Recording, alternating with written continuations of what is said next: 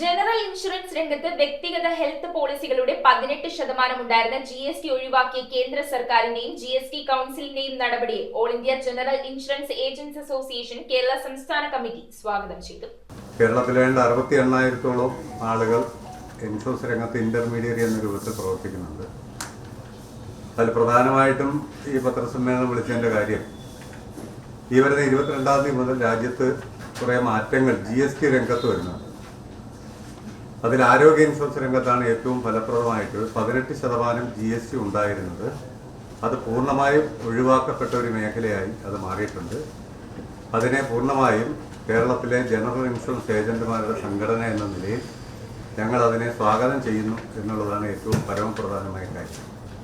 കാരണം രാജ്യത്ത് ഇപ്പോഴും ഏതാണ്ട് 2020 ഫെബ്രുവരി മാസം ഇതിനെ സംബന്ധിച്ച് ഞങ്ങൾ ആദ്യമായി നിവേദനം ഇത് കുറയ്ക്കണം, 18% എന്നുള്ളത് ഒഴിവാക്കണമെന്ന് ആവശ്യപ്പെട്ടുകൊണ്ട് കേന്ദ്ര മന്ത്രിയായിട്ടുള്ള നിർമ്മല സീതാരാമനും അതോടൊപ്പം തന്നെ ശ്രീ നിതിൻ ഗഡ്കരി തുടങ്ങിയവർക്കെല്ലാം ഞങ്ങൾ നിവേദനം നൽകിയിരുന്നു. കേരളത്തിൽ ശ്രീ KN ബാലഗോപാൽ അദ്ദേഹത്തിന് ഇതിനെ സംബന്ധിച്ച് ഞങ്ങൾ നിവേദനം നൽകുകയും ചർച്ച ചെയ്യുകയും ഇത് ഒഴിവാക്കണമെന്ന് പറയും. ഒഴിവാക്കുന്നതിന് കാരണം ഇന്ത്യ പോലൊരു രാജ്യത്തെ ഏതാണ്ട് 140ഓളം കോടി വരുന്ന ജനങ്ങൾക്ക് പൂർണ്ണമായും ആരോഗ്യ സംരക്ഷണം ഉറപ്പാക്കുക എന്നുള്ളത് ഒരു ഗവൺമെന്റിന്റെ പോളിസിയാണ്.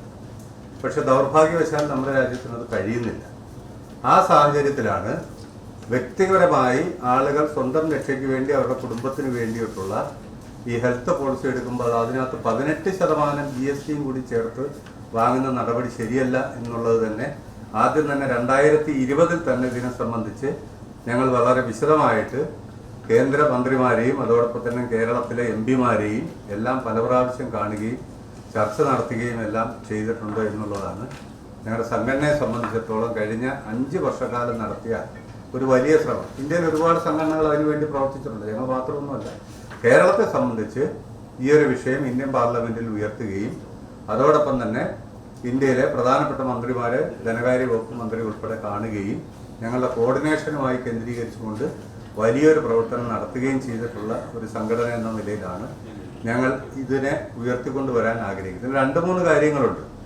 ഈ കോവിഡ് കാലത്തുണ്ടായിട്ടുള്ള ഒരു മാറ്റമുണ്ട്. നമ്മുടെ നാട്ടിൽ ഈ GST 18% എന്ന് പറയുമ്പോൾ ഇന്നൊരു ആവറേജ് ഒരു നല്ല പോളിസി എടുക്കണമെങ്കിൽ ഒരു 20,000 രൂപയ്ക്ക് മുകളിൽ വേണം. ഒരു 30-40 വയസ്സ് വരെ ഒരു 3,600 രൂപ സേവ് ചെയ്യാൻ കഴിയും ഇപ്പോഴത്തെ സ്ഥിതിക്ക്. അപ്പോൾ അതൊരു ആവറേജ് ഫാമിലിയാണ്. കുറച്ചുകൂടെ പ്രായം കൂടിയാൽ ഓരോ 5 വർഷം കൂടുമ്പോൾ പ്രീമിയം 5 വയസ്സിനകത്ത് പ്രീമിയം കൂടും. ഒരു 35 ആയി കഴിഞ്ഞാൽ ഒരു 10-30,000 രൂപയൊക്കെ വരും. ഈ 30,000 രൂപ എന്ന് പറയുമ്പോൾ തന്നെ ഏതാണ്ട് ഒരു 5,000-ലധികം രൂപ ഇപ്പോൾ സേവ് ചെയ്യാൻ കഴിയും.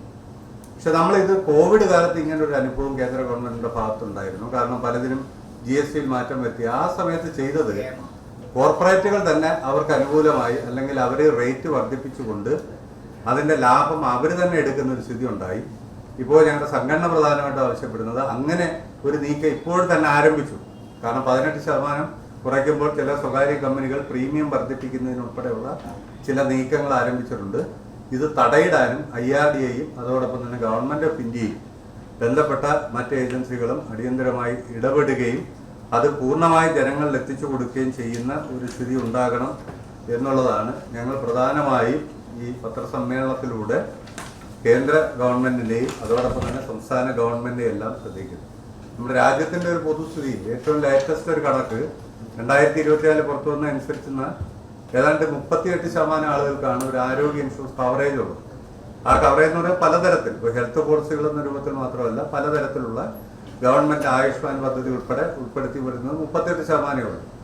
ബാക്കിയുള്ള മഹാഭൂരിപക്ഷത്തിന് ഇങ്ങനത്തെ സംരക്ഷണം ഇന്ത്യയിൽ ഇല്ല എന്നുള്ളതാണ്. അപ്പോൾ അങ്ങനെ ഒന്ന് കൊടുക്കാൻ കഴിയാത്ത സാഹചര്യത്തിൽ ഇപ്പൊ കിട്ടിയിരിക്കുന്ന ഈ അവസരം ഉപയോഗപ്പെടുത്തി പരമാവധി ജനങ്ങളുടെ ഇടയിൽ ഗവൺമെന്റും ഒരു പൊതുസമൂഹത്തിനിടയിൽ അവബോധം വളർത്തിക്കൊണ്ട് കൂടുതൽ ആരോഗ്യ സംരക്ഷണത്തിന് ആവശ്യമായിട്ടുള്ള നടപടികൾ ഗവൺമെന്റിന്റെ ഭാഗത്ത് നിന്ന് കൂടി ഉണ്ടാകണം എന്നുള്ളതാണ് ഞങ്ങൾ പ്രധാനമായും. ഇപ്പൊ രാജ്യം പറയുന്നത്, രാജ്യത്ത് IRDA പറയുന്നത് ഏതാണ്ട് 2047 കൂടി ഇന്ത്യയിൽ അന്നത്തേക്ക് ഒരു 150 കോടി ജനങ്ങളുണ്ടെങ്കിൽ 150 കോടി ജനങ്ങളെയും ഇൻഷുറൻസിൽ കൊണ്ടുവരിക എന്ന ലക്ഷ്യമാണ് IRDAയ്ക്കുള്ളത്.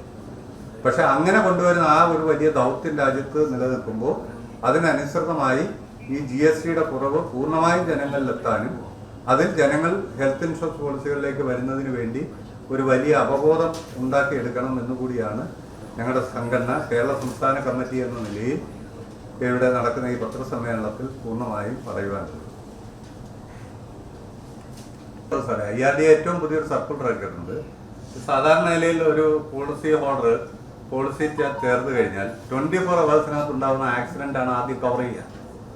സെക്കൻഡ്ലി ഒരു 15 ഡേയ്സ്, ഏറ്റവും പുതിയത് 15 ദിവസത്തിനകത്ത് ഉണ്ടാകുന്ന സാധാരണ രോഗങ്ങൾ, ഇപ്പൊ നമുക്ക് പനി, ജലദോഷം അങ്ങനെയുള്ള സാധാരണ രോഗങ്ങൾ, ആക്സിഡന്റ് പെട്ടെന്ന് നമ്മൾ സാധാരണ മനുഷ്യനുണ്ടാകുന്ന എല്ലാ രോഗങ്ങളും കവർ ചെയ്യും.